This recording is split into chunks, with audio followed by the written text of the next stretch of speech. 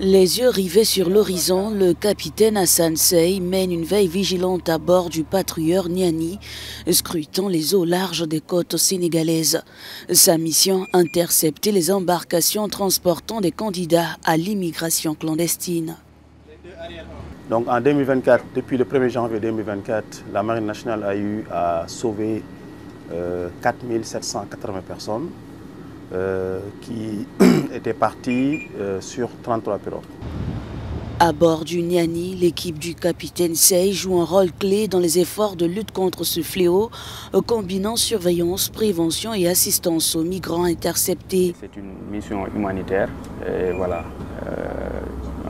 ce très grand nombre de personnes dans cette pirogue, dans des conditions vraiment très difficiles, voilà, qui ont passé des fois 2 ou 3 jours déjà en mer. Il y a un mois, le travail de l'équipage a permis de secourir une pirogue surchargée transportant 200 personnes en détresse. Dans cette région, les tentatives de traversée maritime vers l'Europe, souvent périlleuses, se multiplient. Quand on parle d'immigration clandestine sur les pirogues, on parle d'un effectif assez important ou très important. Donc c'est une pirogue qui contient minimum 70 personnes et sur cela, forcément, leur vie est en danger. La pirogue n'est pas conçue pour faire des transports de ce nombre. Il suffit que la météo change, il suffit une fausse manœuvre du capitaine pour que la pirogue se renverse, pour que les gens soient en danger.